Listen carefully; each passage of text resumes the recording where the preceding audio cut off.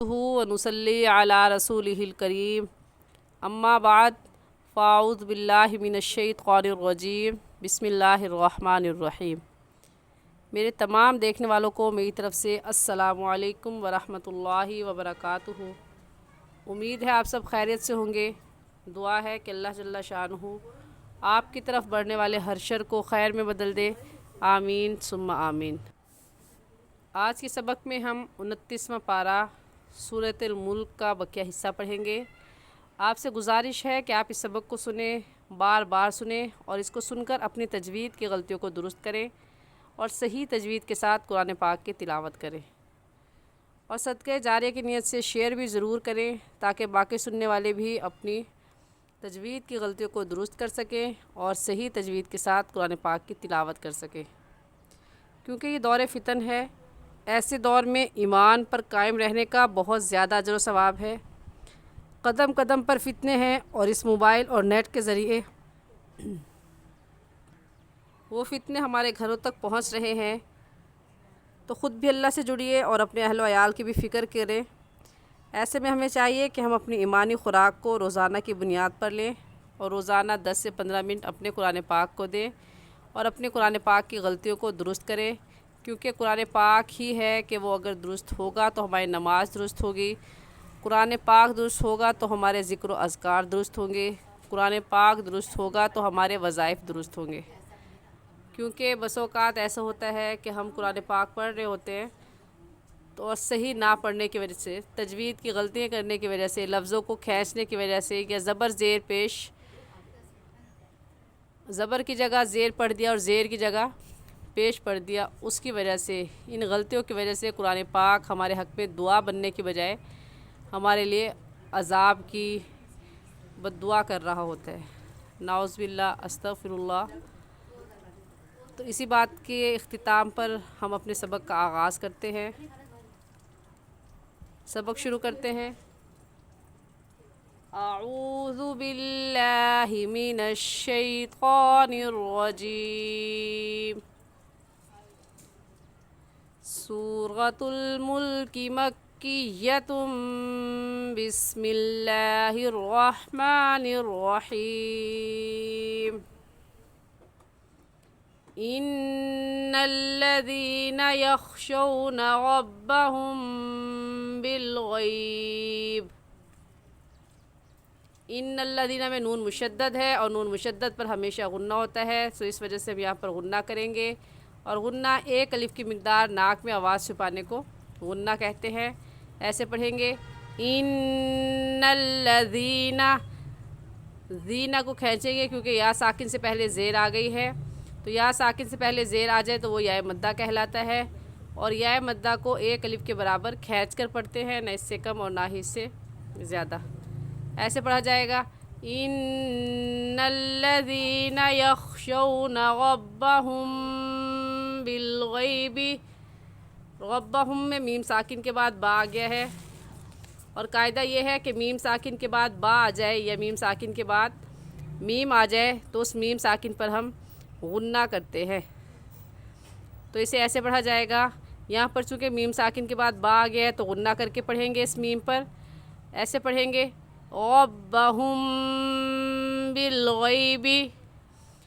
ان الذین یخشون ربهم بالغیب لهم مغفرۃ واجر کبیر۔ لہم کی میم ساکن پر بھی ہم غنہ کریں گے، کیونکہ میم ساکن کے بعد میم آ جائے تو اس میم ساکن پر بھی ہم غنہ کرتے ہیں، اور غنہ ایک الف کی مقدار ناک میں آواز چھپانے کو غنہ کہتے ہیں۔ تو ایسے پڑھیں گے لہم مغفرۃ، مغفرۃ پر غنہ اس تنوین پر کیوں کریں گے؟ کیونکہ تنوین کے بعد حروف یرملون جو کہ 6 ہیں، یا را میم لام واو نون، یرملون ان میں سے واو آ گیا ہے، اس لیے اس تنوین پر ہم غنہ کریں گے، اور ایسے پڑھیں گے مغفرۃ، اور غنہ ہم ادغام کے ساتھ کریں گے۔ حروف یرملون میں سے کوئی لفظ آ جائے تو غنہ ادغام کے ساتھ کرتے ہیں، اور ادغام کا مطلب ہے کہ دو لفظوں کو ایک کر دیا جائے، جیسا کہ یہ واو دیکھنے میں ایک ہے اور پڑھنے میں 2 مرتبہ پڑھا جائے گا، ایک مرتبہ تا کے ساتھ ملا کر اور دوسری مرتبہ خود. تو اب ہم ایسے پڑھیں گے مغفرۃ واجر کبیر. واجر پر بھی غنہ کریں گے کیونکہ تنوین کے بعد حروف ہلکی جو کہ 6 ہے، حمزہ ہا، عین ہا، غین خا میں سے کوئی لفظ نہیں آیا، اس وجہ سے اس تنوین پر ہم غنہ کریں گے. پوری آیت ایسے پڑھی جائے گی ان الذین یخشون ربهم بالغیب لهم مغفرۃ واجر کبیر وَأَسِرُّوا قَوْلَكُمْ أَوِ اجْهَرُوا بِهِ. یہاں پر وَأَسِرُّوا قَوْلَكُمْ پڑھنا غلط ہوگا اور صحیح ہے وَأَسِرُّوا، را واو پیش رو، اس کو ہم کھینچ کر پڑھیں گے ایک الف کے برابر. کیوں کھینچیں گے؟ کیونکہ واو ساکن سے پہلے پیش آ گیا ہے اور قاعدہ یہ ہے کہ واو ساکن سے پہلے پیش آ جائے تو وہ واو مدہ کہلاتا ہے، اور واو مدہ کو ایک الف کے برابر کھینچ کر پڑھیں گے، نہ اس سے کم اور نہ ہی اس سے زیادہ. تو ہم ایسے پڑھیں گے وَأَسِرُّوا، اور وَأَسِرُّوا قَوْلَكُمْ یہ غلط ہو جائے گا اور صحیح ہوگا وَأَسِرُّوا قَوْلَكُمْ أَوِ اجْهَرُوا بِهِ.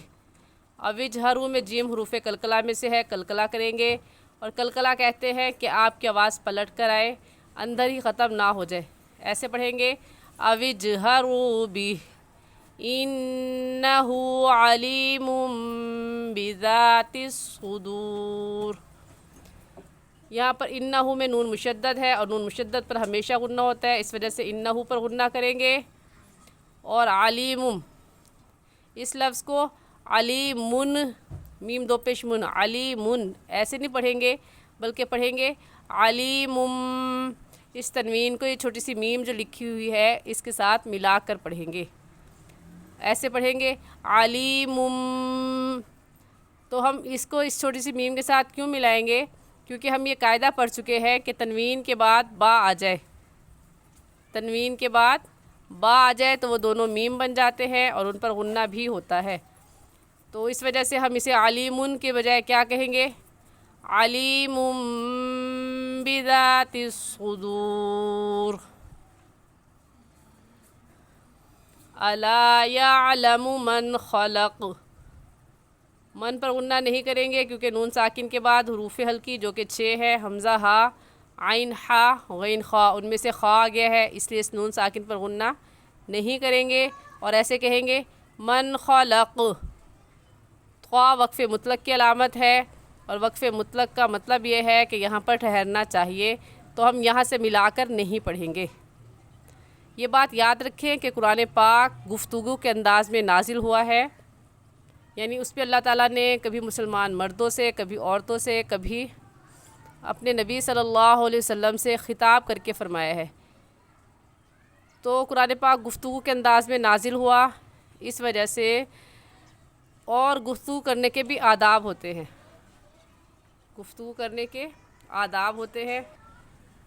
اگر گفتگو آداب کا خیال رکھتے ہوئے کی جائے تو بات سمجھ میں بھی آتی ہے اور اچھی بھی معلوم ہوتی ہے. اسی طرح قرآن پاک کو بھی جب ہم پڑھیں گے اور یہ قرآن پاک گفتگو کے انداز میں نازل ہوا تو اس میں بھی اس بات کا خیال رکھیں گے کہ اہل علم نے بعض مقامات پر ٹھہرنے اور نہ ٹھہرنے کی علامتیں مقرر کر دی ہیں کہ یہاں پر ٹھہرنا اور یہاں پر نہیں ٹھہرنا ہے. تو ہم سب کے لیے ضروری ہے کہ جب ہم قرآن پاک کی تلاوت کریں تو ان علامات کا خیال رکھ کر پڑھیں تاکہ ہماری گفتگو ادب و آداب کے مطابق ہو جائے اور ہماری بات سنی جائے. خواہ جو ہے وقف مطلق کی علامت ہے جس کا مطلب یہ ہے کہ یہاں پر ہمیں ٹھہرنا چاہیے، اب آپ یہاں پر ملا کر نہیں پڑھیں گی. ایسے پڑھا جائے گا الا یعلم من خلق، قاف حروف قلقلہ میں سے ہے، قلقلہ کریں گے خلق، وهو اللطیف الخبیر.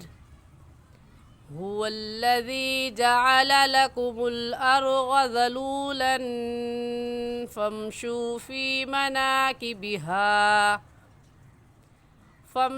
في مناكبها وكلوا من رزقه وإليه النشور. हुवल्लज़ी में हा हलक का आखिर जो सीने की तरफ है उससे निकलता है, तो इस हा को वाज़ेह करके पढ़ेंगे हुवल्लज़ी हुवल्लज़ी। इस हा की जगह हा नहीं पढ़ेंगे, तो मखारिज का ख्याल रख कर पढ़ें। ज़ाल नरम हरूफ में से है तो नरमी से पढ़ेंगे। ज़ाल की जगह ज़ा हुवल्लज़ी नहीं पढ़ेंगे, बल्कि ऐसे कहेंगे हुवल्लज़ी। जाअला आइन है, आइन निकालेंगे, आइन की जगह हमज़ा जाअला, जाअला गलत होगा और सही है जाअला लकुमुल अर्ग़। अर्ग़ में रा साकिन आ गई, तो रा साकिन से पहले वाला लफ्ज़ देखते हैं कि उसके ऊपर कौन सी हरकत है। यहाँ पर रा साकिन से पहले हमज़ा है और उसके ऊपर ज़बर है, तो अगर रा साकिन से पहले ज़बर या पेश आ जाए तो उस रा साकिन को पुर यानी मोटा करके पढ़ते हैं। और मोटा करने का तरीका कि आपके दोनों होंठ गोल हो जाए, तो ऐसे पढ़ेंगे लकुमुल अर्ग़ ज़लूलन फमशू फ़ी मनाकिबिहा। जब आयत बड़ी आ जाए तो उसमें हमने वक़फ़ करना है, यानी ठहर जाना है, सांस को नहीं तोड़ना। तो हम ऐसे रुकेंगे फमशू फ़ी मनाकिबिहा, क्योंकि हम वक़फ़ के कायदों में से एक कायदा ये भी पढ़ चुके हैं कि खड़ी ज़बर आ जाए या अलिफ मद्दा। खड़ी ज़बर और अलिफ मद्दा का एक ही हुक्म है। तो अलिफ मद्दा हमें कैसे पता चला? अलिफ से पहले ज़बर आ गया तो ये अलिफ मद्दा होगा। तो खड़ी ज़बर आ जाए या अलिफ मद्दा आ जाए तो हम जैसे बग़ैर वक़फ़ के पढ़ते हैं, वक़फ़ की सूरत में भी उस आयत को ऐसे ही पढ़ेंगे। तो इस पर ऐसे रुक जाएंगे फमशू फ़ी मनाकिबिहा। जब वक़फ़ करेंगे तो इतना सा फ़र्क होगा कि जब वक़फ़ करते हैं तो आपकी आवाज़ और सांस दोनों ख़त्म हो जाते हैं, और फिर अगली आयत या अगला लफ्ज़ आप नए सांस के साथ शुरू करेंगे। उम्मीद है आपको मेरी बात समझ में आ रही होगी। अगर नहीं समझ में आ रही, कुछ आप पूछना चाहते हैं तो आप कमेंट में पूछ सकते हैं। इस आयत को दोबारा सुन लें कैसे पढ़ना है। हुवल्लज़ी जअल लकुमुल अर्ग़ ज़लूलन फमशू फ़ी मनाकिबिहा फमशू फ़ी मनाकिबिहा वकुलू मिर रिज़्क़िह। यहाँ पर मिन रिज़्क़ी पढ़ना गलत हो जाएगा और सही है मिर रिज़्क़िह। मिन रिज़्क़ी क्यों नहीं पढ़ेंगे? जब ये नून लिखा हुआ है तो इसे पढ़ेंगे क्यों नहीं? क्योंकि ये हम कायदा पढ़ चुके हैं कि तशदीद से पहले जज़म आ जाए। तशदीद से पहले जज़म आ जाए तो उस जज़म वाले हर्फ़ को छोड़ देते हैं और तशदीद को पढ़ते हैं। इस वजह से हम यहाँ जज़म वाले हर्फ़ यानी नून को छोड़ देंगे और सिर्फ़ तशदीद वाले हर्फ़ को पढ़ेंगे, और लफ्ज़ ऐसे पढ़ा जाएगा वकुलू मिर रिज़्क़िह व इलैहिन नुशूर। जी, आज के लिए इतना ही। सही और आसान तजवीज़ सीखने के लिए हमारे साथ जुड़े रहिए। और अगर आप में से कोई हमसे कुरान पाक तजवीज़ के साथ पढ़ना चाहता है या कुरान पाक पढ़ा हुआ है सुनाकर अपनी गलतियाँ दुरुस्त कराना चाहता है, पर्सनल में पढ़ना चाहता है, तो वो नीचे दिए गए व्हाट्सएप नंबर पर हमसे रब्ता कर सकते हैं। और अब आखिर में मैं आपसे तजवीज़ के मुतालिक एक सवाल पूछूंगी और आप मुझे उसका कमेंट सेक्शन में जवाब देंगे, ताकि मुझे मालूम हो सके कि आपने अब तक तजवीज़ को कितना समझा है। तो आज का सवाल है कि एक लफ्ज़ को मैं पढ़कर सुनाऊंगी और आप मुझे बताएंगे कि इसमें से कौन सा दुरुस्त है। आज का सवाल है वकुलू मिर रिज़्क़िह। वकुलू मिर रिज़्क़िह ऑप्शन ए है, ये दुरुस्त है, या वकुलू मिन रिज़्क़िह ये ऑप्शन बी दुरुस्त है। इस लफ्ज़ को हम कैसे पढ़ेंगे? दोबारा से सवाल दोहरा देती हूँ। वकुलू मिर रिज़्क़िह ऑप्शन ए ये दुरुस्त है, या वकुलू मिन रिज़्क़िह ऑप्शन बी ये दुरुस्त है। आप कमेंट में मुझे ज़रूर बताइएगा कि इसको सही कैसे पढ़ना है। आज के लिए इतना ही। जज़ाकुमुल्लाहु खैरा। अस्सलामु अलैकुम वरहमतुल्लाहि वबरकातुहू।